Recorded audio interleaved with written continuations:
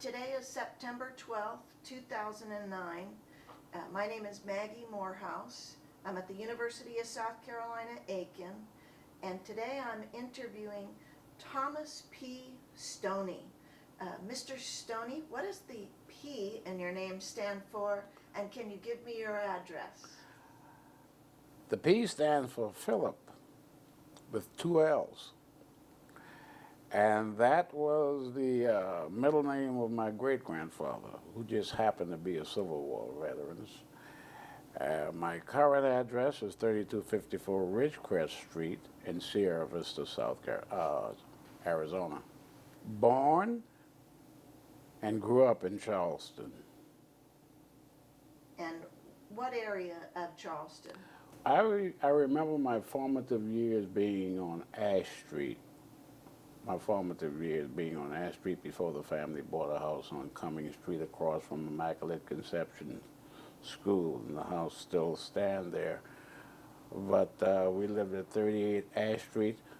But the vast majority of my family, they all came from Johns Island. From Johns Island? Yes. And where did you go to school when you were in Charleston proper growing up? Avery Institute. And the Avery Institute at this point is now used as a research institute. But Correct. what was it like when you were going to school? How old were you? I started at Avery when I was about in the 7th grade, but and Avery was a private school, okay? But I think that I remember me and my sisters and brothers and my parents started us out at Immaculate Conception, which was a Catholic school. And then we were pulled out of there after about the 4th grade. And then we went into Simonton, which was a public elementary school. And Simonton only went up to the 7th grade. So after that, I went on into Avery. But I was the only one that went to Avery. My sisters and my brothers went to Burke, which was the public high school. Were the schools integrated at that point? Oh, no, Yeah. no. Oh. So even the Immaculate Conception, the Roman Catholic Church, was segregated? Yes, the students were black, but the nuns were both black and white. And I think the principal or the schoolmaster, I remember him very well, even though I was just a little boy, Father Clary. He was a white priest. Okay, do you have those stories of the nuns smacking you on the hands? No, but I sure remember being shaken to death. Yes. You know, I remember, and the thing about it, what I loved about Immaculate Conception was my family were not Catholics. My family were Methodists. But the thing about Immaculate Conception is that they took in the children from Catholic families first, and if there was still room there, non-Catholic could enroll their children. However, once you were enrolled and other Catholic kids came behind you, you were in, you see. And why do you think they moved you to the Avery Institute? Because it sounds like Immaculate Conception was close to your Well, home. I think it was a thing of finance. You had to pay tuition at Immaculate Conception, and when my older sisters and brothers and I was the 4th child. When we were enrolled at Immaculate Conception, Mom and Dad were working, okay, and then Mom began to have more children. So Dad told her she had to stop working, stay home. So I think you could say it was a thing of something like finances. Yes, sir. And your family that was on Johns Island, what Yeah. was their major enterprise? So you're in the city, they're kind of in the country or on the islands. What were they? Where did they go to schools and what did they do? Well, I know my cousins went to an elementary school on Johns Island. I don't even remember the name of that school. And after they completed that school and was ready for high school. Then they came into the city daily, on a daily basis, and went to Burke. Okay, so they would Burke- cross over the bridge. Right. Burke was the public high school for blacks at that time. Matter of fact, Burke was the only public high school for blacks in the county of Charleston. Now think about that, the entire county. Now, Immaculate Conception went from kindergarten through 12th grade, but that was private in the Catholic school. Avery Institute went from 1st grade through 12th, but that was private school. Burke was the public high school. So you grew up some years that were here, and then tell me where you moved to when you were going to school. You said you left Charleston. No, I think you might have misunderstood me. I said that my formative years were on Ash Street, and then the family bought a house on Cumming Street, okay, right across from Immaculate Conception. But by that time, I was out of school. By the time they bought the house on Cumming Street, I was out of school. You said you had a relative who was your great-grandfather was in the Civil War. Yes. Is he the inspiration for why you went into the military, which we'll start to talk about? I don't think, to be very honest, I don't think my great-grandfather was the inspiration. I think it was what I saw as a child or kid growing up in World War II, and then my older brother that that lost his life in Korea. I think when we were growing up there on Ash Street, as I already mentioned, the neighbors upstairs had a son. There were 2 girls. We lived downstairs. They had 2 daughters and a son. The son was the oldest one. And I remember as a boy when he was drafted in World War II. So that had to be somewhere around 1943. He was a baseball player. He had no brothers. He took me around with him just like I was his little brother, you know. He taught me to play baseball. And then suddenly went in the army, and I will never forget the first day he came home on leave and had on these starched khakis. He looked sharp. I was impressed, you know. I was sitting on that porch when he walked through that door that led to the street and saw him in his khakis. And I was really impressed. And he is still alive, by the way. He's in a nursing home up at Driftwoods, and every time I come home to see him, come home to visit, I go to see him. I was impressed with him, and he was like a big brother. And what reinforced that is when my older brother went to the military in 1948, and the same thing, the first time I saw him in those starched khakis, and everybody was patting him on the back, and nobody was paying no attention to me. And I said, man, I'm gonna be like him. So that's why I went to the military. That's part of the reason. The second reason, there was no money for college. And you knew there would be money for college going into the service? I knew about the GI Bill, and I might add, I utilized that after I got out. Right, we'll talk about that then too. So you see these older boys who go into the service and are men, and you see them in their starched khakis. Tell me the story about your brother. So he goes to Korea. Did he know when he first got into the service? Was he drafted or was he enlisted? No, he wasn't drafted. Let me tell you the story because it's a little bit more to it than that's just that.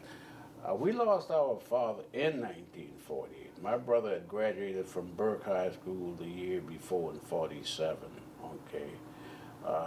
We lost our father in July of 1948 when he was just 1 month into his 41st birthday. Died from a heart attack, but he had been sick off and on with this heart problem for 4 years prior to his death. he was working at the Citadel.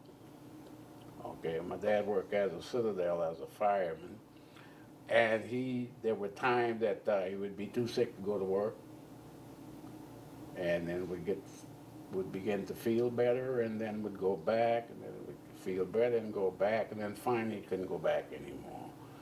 And I think at that time, I didn't know that, but I think at that time, when you didn't work, there were no benefits on those jobs, okay? So he died in July of 1948. Now, my brother had already graduated from high school the year before, and my uncle, he was working with my uncle somewhere in the north area. I don't recall exactly where he was working, but he was the oldest one. And so after Dad died, he says, well, somebody's got to take care of the family. So he decided to go to the military, and his word was, I've got to take care of the family. Those were his words. I was about 13. Okay? And after that, at that time, after he went to the military, then I went over to my aunt and my uncle, my mother's brother, and his wife. They had no children of their own. They're the one that sent me to Avery. I don't think I would, Avery was a very prestigious school for black. I don't think that I would have ever gotten there otherwise, okay? But that's how I got there. And I never had no idea or no intention of ever going to Avery. We hated them, sports and everything else. We hated them. We thought they were they thought they were, and nobody liked Avery except the kids that went there. But after I got there, that changed. I loved it, loved it there. Did you play sports? Yeah. At Avery? Tell me what your sports were. Football. And some basketball. I was a linebacker on the varsity football team. Do they have your picture in any way, or the any football information? Team? Yeah. I do at home, yeah. You do? Do they have it at the Avery Center that Yes, you know it's in the archive there. Tell me about the The year. 1951 team is in that archive. And you can ask for it. Matter of fact, I donated it to them. I will ask for it. I'll go in and I'll ask. And if they don't have it, you let me know and I'll send it to you. Okay. So your father was at the Citadel. Tell me what the job of a fireman. The type fireman my dad was at that time was firing the boilers for hot and cold water and heat during the winters. He was not a fireman on a truck. But that's an intense job. That's a very physical type of job. Yeah, he was shoveling too. coal in those boilers. Okay. Did your brother ever think, I'm gonna enroll in the Citadel or anything like that? Or I'll go do Dad's job there?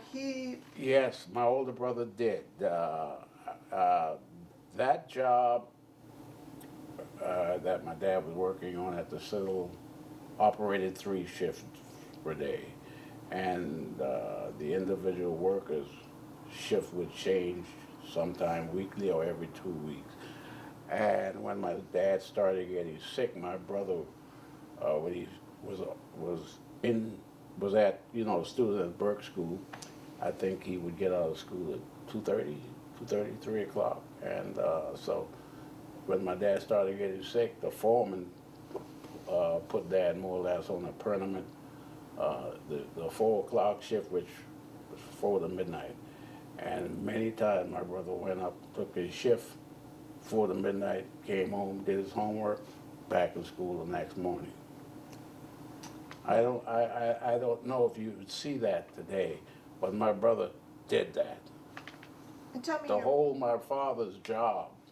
Tell me your brother's name, and then let's hear his story about going into the service. His name was Oliver Herman Stoney, Jr. So you can see with that, that's my father's name as well. So as I said, he graduated from Burke High School in 47 and went to the Army, I think, somewhere around August, September of 1948, a month or two after Dad's death. He took basic training at Fort Dix, New Jersey, 366 Infantry, which was an all-black unit. After that, they sent him to Fort Belvoir, where he was trained as an engineer, operating heavy equipment as a combat engineer. And he stayed at Fort Belvoir until I think he was assigned to the 94th Combat Engineer Battalion at Fort Belvoir, Virginia. And then when the war broke out in June of 1950, in August, he came home on leave with orders to go to Korea. Tom, in 1948, President Truman issued an executive order integrating the troops. Did your brother or did you or anyone in the family talk about that he was in a segregated unit even though the order had been to be No, we didn't. No, we didn't. Matter of fact, we knew about it, but we didn't discuss it that much. We knew about it, but when he went in, it was still segregated. Because the president came under a lot of resistance from senior commanders at that time, so they were very slow about it. So as a matter of fact, Maggie, our forces went into Korea at the start of that war with segregated forces. Now by the time I went to the Army in 52, they had started integrating, and then when I got to Korea, I was an integrated unit, but not my brother. Yeah, he was assigned to 24th Infantry Regiment, which was one of the original black regiments that was created in 1866 by act of Congress. One of the 4 or 6 regiments of regular Army troops which were created by act of Congress in 1866. And those are the regiments that moved west and later earned the nickname Buffalo Soldiers. But this 24th Infantry Regiment earned its nickname, the Blockhouse, which is on their crest during the Spanish-American War.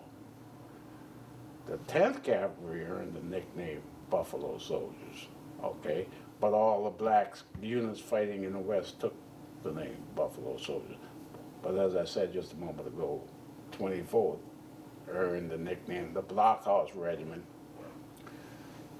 by being the first to charge up San Juan Hill and capturing that blockhouse. To this day, on that crest is a blockhouse with the inscription, the blockhouse. So it was not Teddy Roosevelt Rough Riders that got up San Juan Hill first. It was the 24th Regiment. And that's documented. Roosevelt got the credit. And that is the nickname of the 24th Infantry Regiment to this day. And they're still on active duty. So that's the unit that he was assigned to when he got to Korea. I think he joined them in September of 1950 when the United Nations forces were had their backs to the sea in the Pusan perimeter. And then when General MacArthur came in with his Incheon landing in October of 1950 and the push started north, the final offensive was supposed to reunite North and South Korea, which was separated by the 38th parallel. And so he was captured in November 1950. Was not verified dead until I think it was sometime after the war, sometime in 53 or 54 when the family was notified. and his remains were returned 1955, and his remains were interred in the National Cemetery in Beaufort. And by the way, that's where my great-great-uncle is also, a great-great-uncle and a great-great-grandfather that served in the Civil War. The great-great-uncle is down there. Are they all around each other? Is it a No, stony oh no, plot? no. My great-great-uncle is there, but he is over in the Civil War area. My brother's in the Korean War area. If you go to the cemetery there in Beaufort, you will find there is a section, you may have heard of the 54th Massachusetts that's fought down there. There's a whole section, nothing but first of the 54, the 54th Massachusetts. So, but my great-grandfather and my great-great-uncle was not with the 54th Massachusetts. They were with the 1st South Carolina Volunteers, okay, USCT, just another acronym for United States Colored Troops. So they're So first they're South different Carolina. sections, but they're there. Tell me the names and I want to look them up. My grandfather is also buried there. My Is it- great-grandfather is not buried there. My great-great-uncle is buried there. His name is Joseph Stoney. And you already have my brother's name, but they're in different sections. The great-grandfather, George Brown, he's from Johns Island. Was he part of the South Carolina Volunteers, or did he, was he with the Both were in Confederacy? 1st South Carolina Volunteer. Joseph Stoney was the brother of my great-grandfather, okay, my paternal great-grandfather. George Brown is I guess you would say he is my maternal great-grandfather, because he's the father of my grandmother, my father's mother. My grandmother was a Brown. She married Rufus Stoney, the brother of Joseph. And the Brown family that's buried on St. John's, and probably also the Stoney family, they were enslaved individuals who then, do you know the story? My great-grandfather, slavery was still on when he was born, okay? My grandmother was over by then. My grandmother, Susan Brown Stoney, she was born in the same 1877, the same year as that Reconstruction ended. But probably both the Stoney and the Brown, who were Civil War soldiers, freed themselves or had been enslaved. Well, then- they both went to the military in 1863. I think this was after the Emancipation Proclamation. And there were some recruiters for the Union Army that came from the North, or was already in the South, recruiting runaway slaves, free slaves, emancipated slaves. I've got a picture of the 1st South Carolina Volunteers reading the Emancipation Proclamation, and there might just be a chance that there would be either a Brown or a Stoney name that's identified I there. don't know, but he was in there. He was with the 1st South Carolina Volunteer. George Brown was infantry, and Joseph was with the artillery battery of the same regiment. And if we're going to come forward to your brother and his experience, did he know and talk to you all about the history of the Buffalo Soldiers or the Blockhouse Regiment? Did he inform My you brother? about- Yes. No, because when he joined the 24th, he became a member of the 24th in Korea. The 24th was already in Korea when he joined them. Okay, and when he left here to go to Korea, we never saw him again. Never.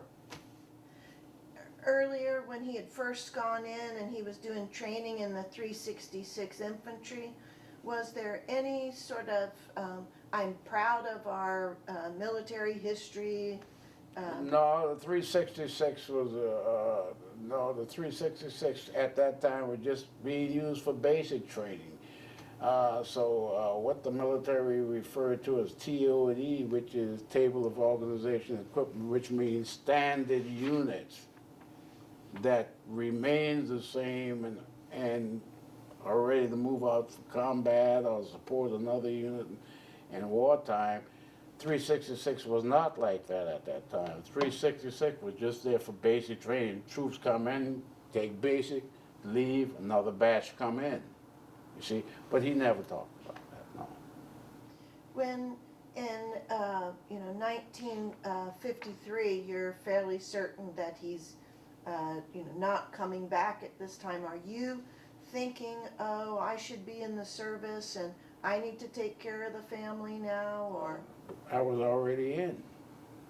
I was in before all we knew is that he was missing in action until after the war, when he was declared dead,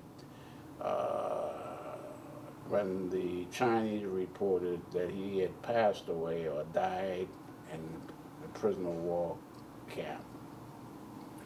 But, and so he became missing in action in November 50, and the family was notified that he was missing in action somewhere around January of 51. Okay, and from that time on, and from January of 51 until sometime after the war ended, and I might add the war ended in July of 53, until sometime after the war, I'm not sure whether it was 53 or 54, when we were notified that the Chinese reported that he died as a POW, okay? And as I said, his remains were sent back in 55. So that's all we knew. So we went through all that grieving once for that from the time he was missing. And we didn't know whether he was dead or alive, you see.